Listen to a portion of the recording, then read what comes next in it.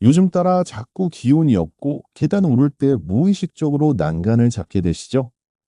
나이 들어서 그렇다고 넘기셨다면 오늘 영상 꼭 끝까지 보세요. 이 모든 증상이 단백질 부족 때문일 수 있거든요. 안녕하세요. 40년간 내과 진료를 해온 의사 김건강입니다. 오늘은 두부보다 싸면서 계란보다 단백질이 더 많은 놀라운 음식 5가지를 알려드리겠습니다. 그것도 할머니가 다락방에 매달아 두던 그 흔한 음식들로 말이에요. 60세가 넘으면 근육량이 매년 3%씩 줄어들어요. 그런데 나이 들수록 단백질 흡수율도 급격히 떨어져요. 60대는 20대의 절반도 안 됩니다. 계란 하나에는 고작 6g의 단백질만 들어있는데 우리 나이에 필요한 하루 단백질량이 50에서 60g이에요. 그래서 더 똑똑한 방법이 필요한 거예요. 지금부터 알려드릴 5가지 음식은 완전히 다릅니다. 첫 번째부터 깜짝 놀라실 겁니다. 바로 북어입니다. 북어 100g에 무려 73g의 단백질이 들어있어요. 이게 뭔 소리냐고요? 계란 12개 분량입니다. 혹시 북어국 끓이실 때 국물만 드시고 건더기는 남기시는 분들 많으시죠? 정말 아까운 일이에요. 그 건더기에 보물이 들어있는데 말이에요. 북어는 명태를 바닷바람에 말린 건데 이 과정에서 단백질이 농축되면서 동시에 소화 흡수율도 좋아져요. 위가 약한 분들도 부담 없이 드실 수 있어요. 그리고 북어에는 메티오닌이라는 성분이 풍부한데 이게 단 건강을 도와줘요. 혹시 술 드시고 나서 속이 불편하신 적 있으시죠? 북어국이 숙취 해소에 좋다는 거는 다 이유가 있는 거예요. 또한 북어에는 비타민 B군이 풍부해서 신경계 건강에도 도움이 돼요. 특히 비타민 B군은 기억력과 집중력 향상에 꼭 필요한 영양소인데 나이가 들수록 부족하기 쉬워요. 북어 하나만 제대로 드셔도 이런 영양소를 골고루 섭취할 수 있어요. 그리고 북어에는 인과 칼슘도 풍부해서 뼈 건강에도 좋습니다. 골다공증 예방에도 도움이 되죠. 내일 아침부터 당장 바꿀 수 있는 방법 알려드릴게요. 북어를 미지근한 물에 30분 정도 불리세요. 그 다음에 적당히 찢어서 미역이나 콩나물과 함께 끓이시면 돼요. 여기서 중요한 팁을 하나 더 드릴게요. 북어를 불릴 때 쌀뜨물을 사용하시면 더 좋아요. 쌀뜨물이 북어의 비린내를 없애주고 단백질 성분을 더 잘 우려내게 해줘요.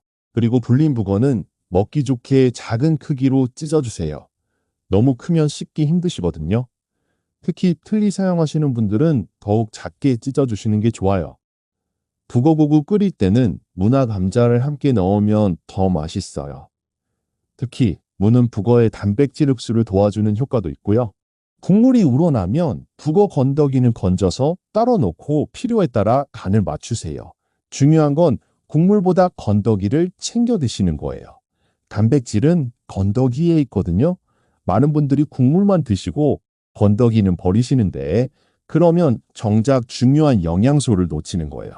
하지만 이렇게 드시면 오히려 독이 됩니다. 나트륨 때문이에요. 국물을 너무 짜게 드시면 혈압에 안 좋아요.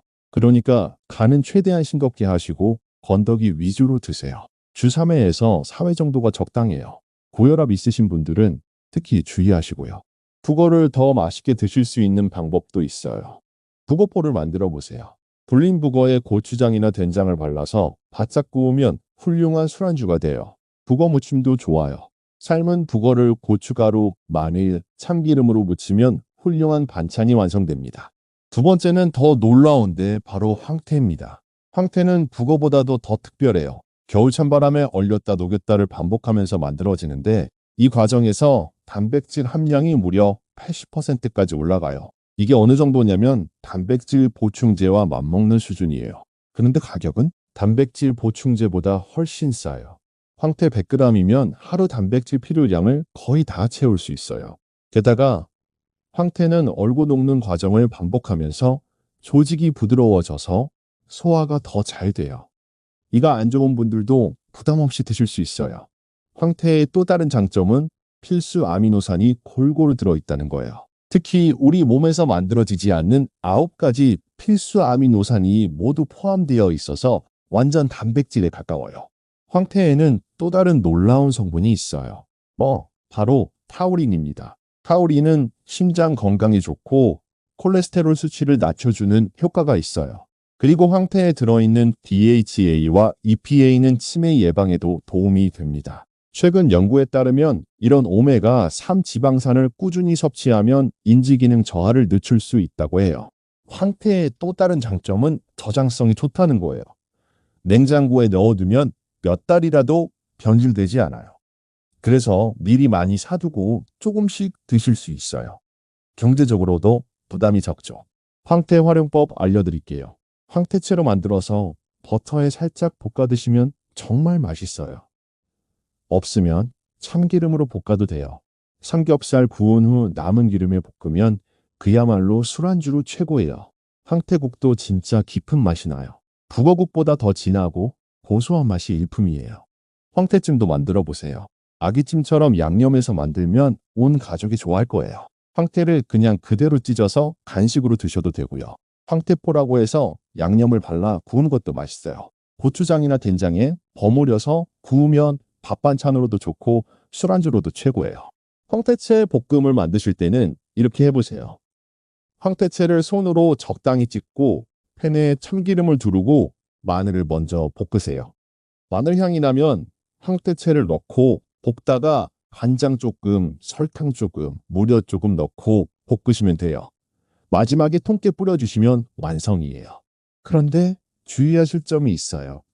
황태는 염분이 있으니까 물에 살짝 데쳐서 염분을 빼고 드시는 것이 좋아요. 그리고 하루에 너무 많이 드시지 마세요. 100g 정도면 충분해요. 처음 드시는 분들은 50g 정도부터 시작하세요. 몸이 적응하면 점점 늘려가시면 돼요. 세 번째는 여러분도 겨울이면 자주 드시는 그것, 바로 과메기예요. 과메기가 단백질이 많다는 거 아셨나요? 꽁치나 청어를 겨울 찬바람에 말린 과메기는 100g당 23g 이상의 단백질을 함유하고 있어요. 닭가슴살과 맞먹는 수준이에요. 그런데 과메기의 진짜 장점은 따로 있어요. 바로 오메가3 지방산이에요. DHA와 EPA가 풍부해서 혈관 건강에 정말 좋아요. 콜레스테롤을 낮추고 혈액순환을 개선해주죠. 뇌 건강에도 도움이 되고요. 특히 기억력이 깜빡깜빡 하시는 분들에게 정말 좋아요. 과메기에 들어있는 DHA는 뇌세포막을 구성하는 주요 성분이거든요. 과메기의 또 다른 놀라운 점은 비타민 D가 풍부하다는 거예요. 겨울에 햇볕을 쬐기 힘든 우리에게 비타민 D를 공급해주는 중요한 역할을 해요. 비타민 D는 뼈 건강은 물론이고 면역력 강화에도 필수적이거든요. 특히 요즘 같은 시기에 면역력이 떨어지면 각종 질병에 노출되기 쉬운데 과메기가 이런 면역력 강화에 도움을 줄 수 있어요. 그리고 과메기는 철분도 많아서 빈혈 예방에도 좋아요. 특히 여성분들에게 도움이 될 거예요. 나이가 들면서 철분 부족으로 인한 빈혈이 흔한데 과메기를 꾸준히 드시면 이런 문제를 예방할 수 있어요. 과메기에는 셀레늄이라는 미네랄도 풍부해요. 셀레늄은 강력한 항산화 작용을 해서 세포 손상을 막아주고 암 예방에도 도움이 된다고 알려져 있어요. 또한 갑상선 기능을 정상적으로 유지하는 데도 중요한 역할을 해요. 과메기 드시는 법 알려드릴게요. 너무 짜다고 느끼시면 찬물에 10분 정도 담가 두세요. 염분이 조금 빠져요. 그리고 과메기는 생강이나 마늘과 함께 드시면 비린내도 없어지고 소화에도 도움이 돼요. 밤채소에 싸서 드시면 더 맛있고 영양도 균형 있게 섭취할 수 있어요. 상추나 깻잎, 배추잎에 싸서 드시면 정말 맛있어요. 여기에 마늘이나 고추를 조금 넣으면 더 개운해져요. 과메기 한 마리면 단백질 15g 정도를 섭취할 수 있어요. 하루에 두세 마리만 드셔도 상당한 단백질을 보충할 수 있어요.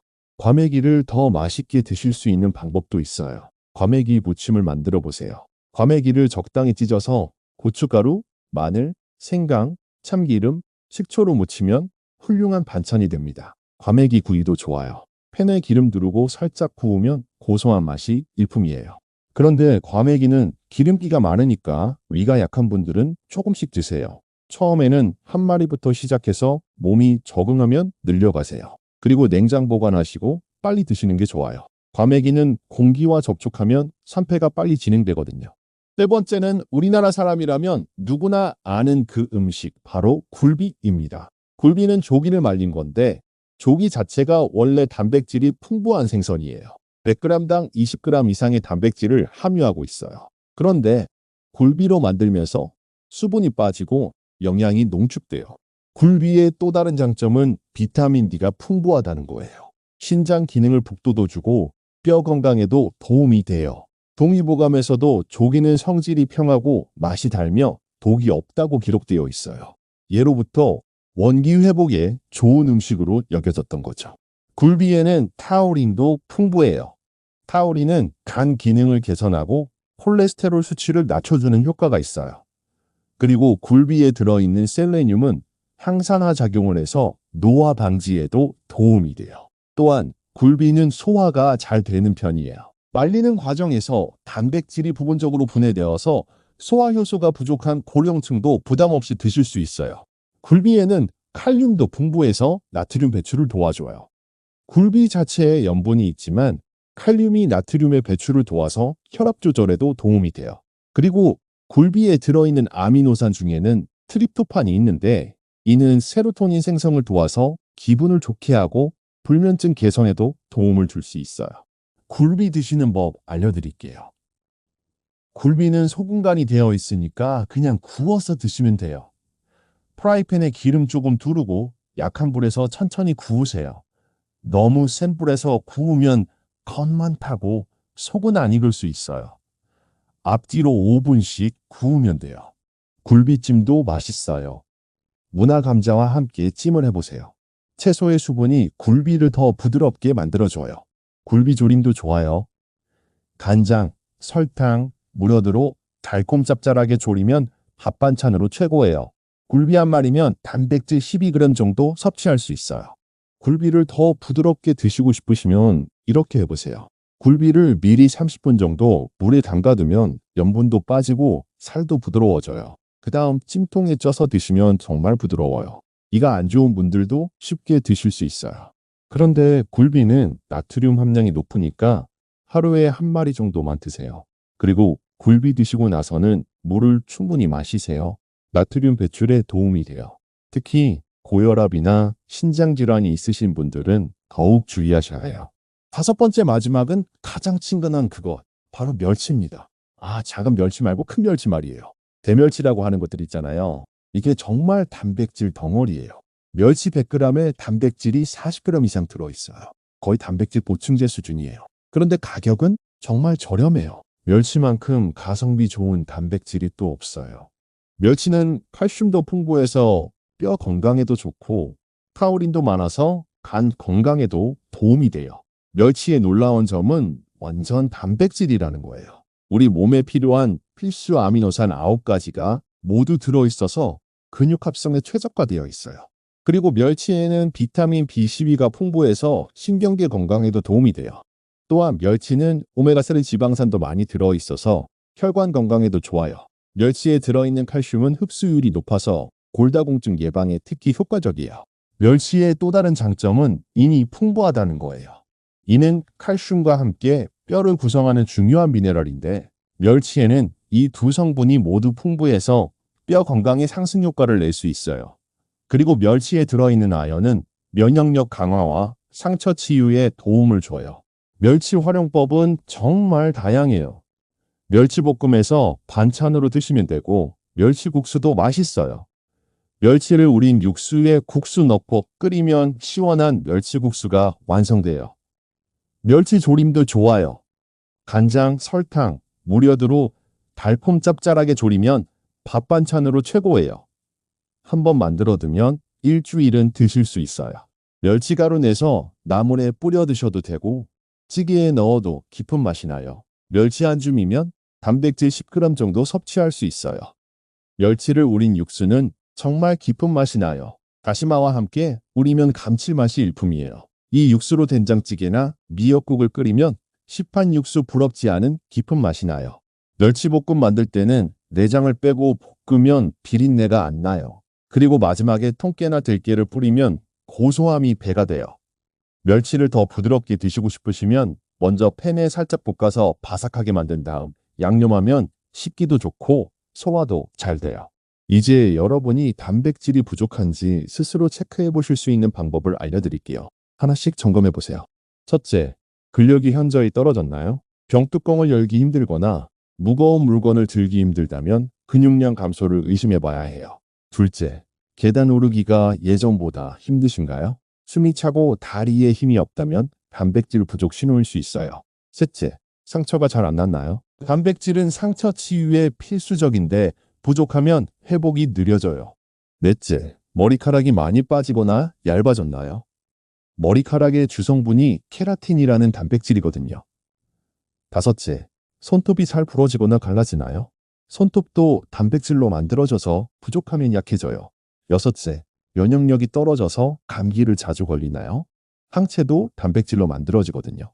일곱째, 부종이 생기나요?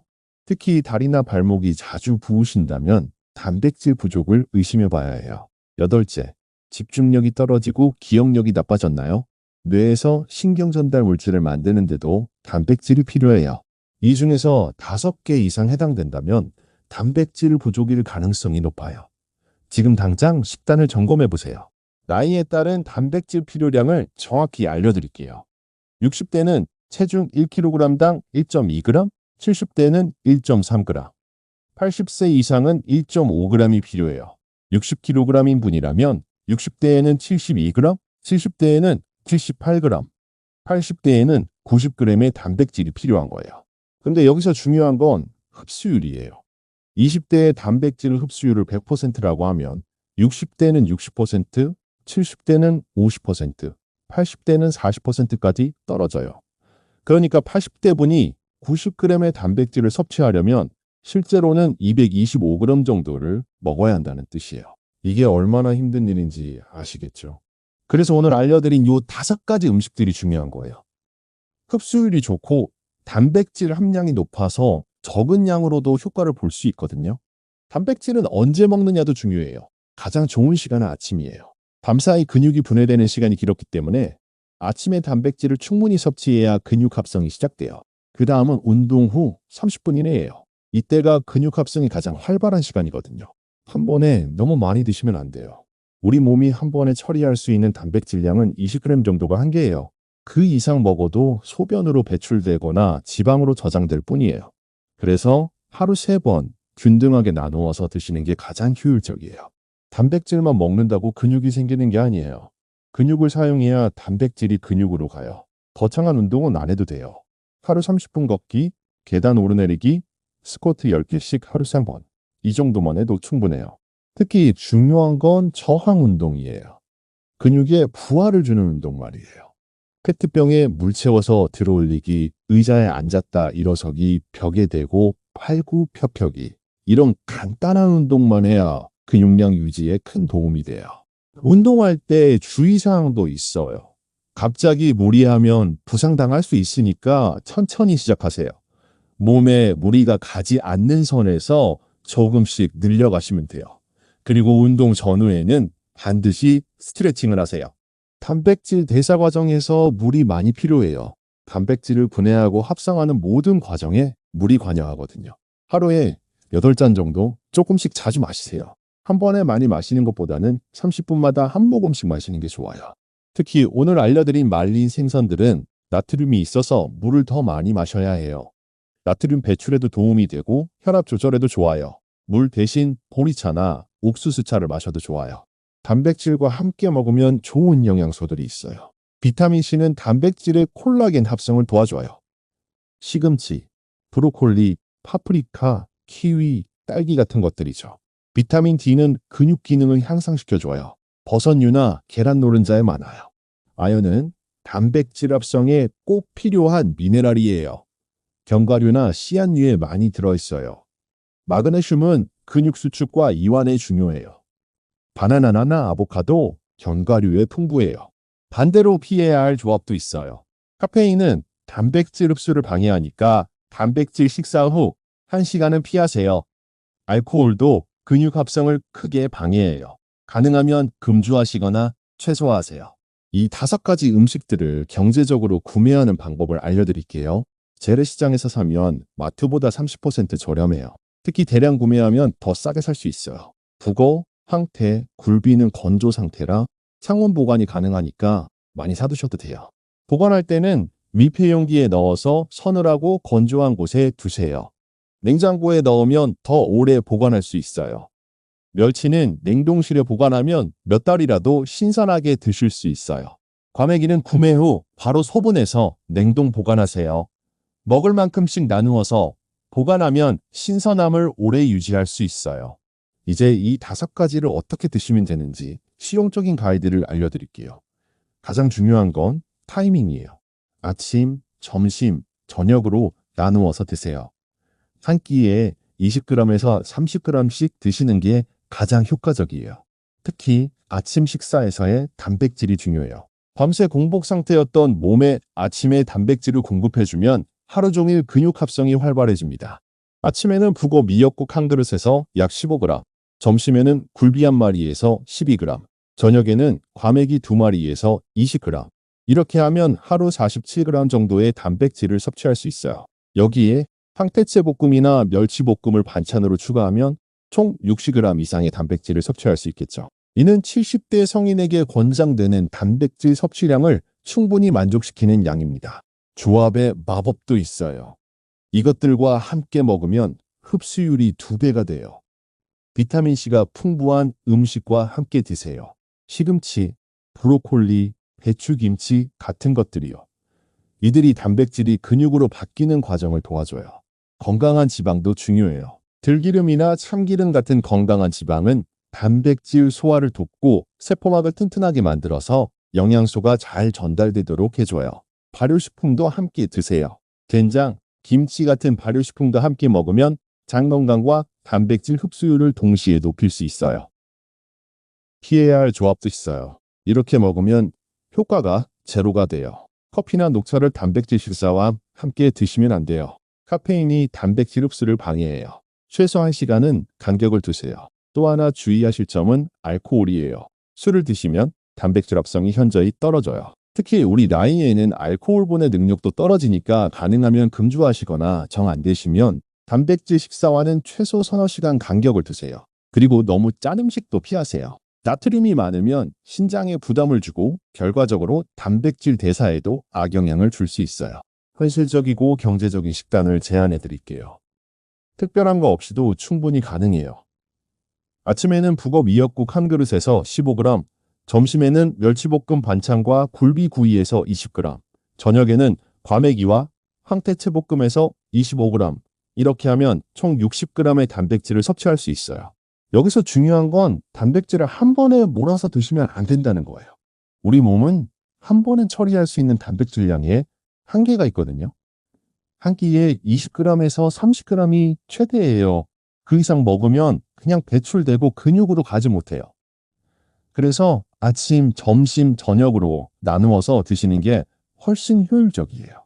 또 하나 말씀드리고 싶은 건 이 식단이 생각보다 어렵지 않다는 거예요. 특별한 재료를 샀거나 복잡한 요리를 할 필요가 없어요. 그냥 평소에 드시던 음식들을 조금만 바꾸면 되거든요. 예를 들어 평소에 미역국 끓이실 때 북어만 추가하시면 되고 반찬으로 멸치볶음 하나 더 올리시고 굴비나 과메기 하나씩 추가하시면 돼요. 이렇게 간단한 변화만으로도 단백질 섭취량이 2배 이상 늘어나요. 한 달 식비도 크게 늘지 않아요. 북어, 과메기, 굴비, 황태, 멸치 다 우리가 평소에 먹던 것들이잖아요. 오히려 외식이나 간식을 줄이게 되니까 전체 식비는 비슷하거나 더 줄어들 수도 있어요. 그리고 이런 말린 생선들은 보관도 편해요. 상온에서도 오래 보관할 수 있고 냉동실에 두면 더 오래 드실 수 있어요. 단계별 실천 방법을 알려드릴게요. 첫 주에는 이것 하나만 바꿔보세요. 아침에 북어국 끓여서 건더기까지 드시는 거예요. 그것만으로도 하루 단백질 섭취량이 크게 늘어날 거예요. 두 번째 주에는 여기에 이것 하나 더 추가하세요. 점심이나 저녁에 굴비나 과메기, 반찬을 하나씩 넣는 거예요. 세 번째 주에는 황태채나 멸치볶음을 준비해서 매일 조금씩 드세요. 네 번째 주에는 이 모든 걸 조합해서 하루 3끼에 골고루 배분해서 드시는 거예요. 한 달 후에는 이런 변화를 느끼실 거예요. 기력도 생기고 잠도 잘 자고 소화도 잘 되고 무엇보다 활력이 넘칠 거예요. 실제로 저희 병원에 오신 75세 김영수 어르신 사례를 말씀드릴게요.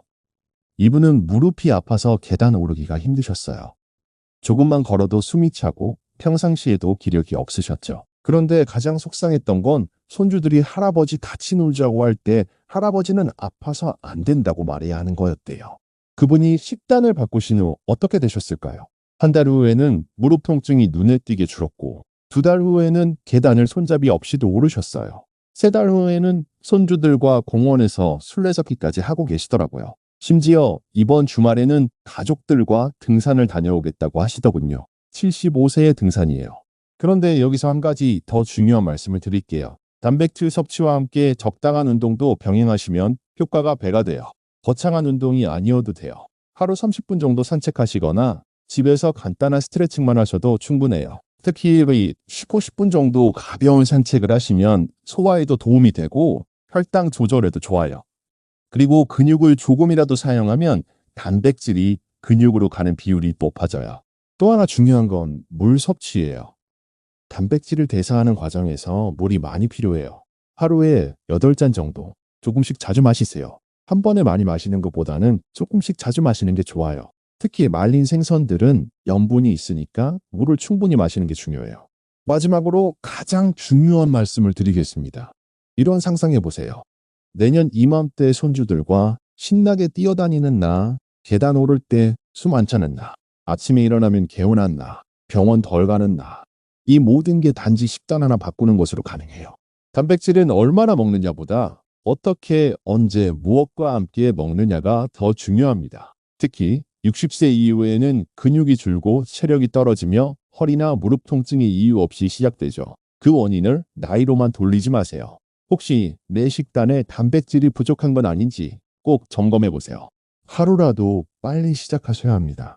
우리 몸은 생각보다 훨씬 더 회복력이 뛰어나거든요. 오늘 당장 거창한 것을 바꿀 필요는 없어요. 오늘 저녁 식사부터 하나만 바꿔보시면 어떨까요? 북어 한 줄, 굴비 한 마리, 과메기 한 점. 그게 근육과 면역력을 지키는 가장 쉬운 실천일 수 있습니다. 지금 시작하면 내년 이맘때 어떤 삶을 살고 있을까요? 절대 늦지 않았습니다.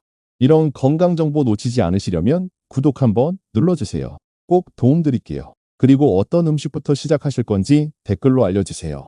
여러분의 건강한 변화를 응원하겠습니다. 다음 영상에서는 이런 전통 음식들로 만들 수 있는 간단한 요리법들을 자세히 알려드리겠습니다. 요리 초보자도 쉽게 따라할 수 있는 내용이니까 기대해 주세요. 여러분은 오늘 어떤 한 가지를 바꿔보시겠습니까? 이 작은 변화가 여러분의 100세 건강을 위한 첫걸음이 될 것입니다.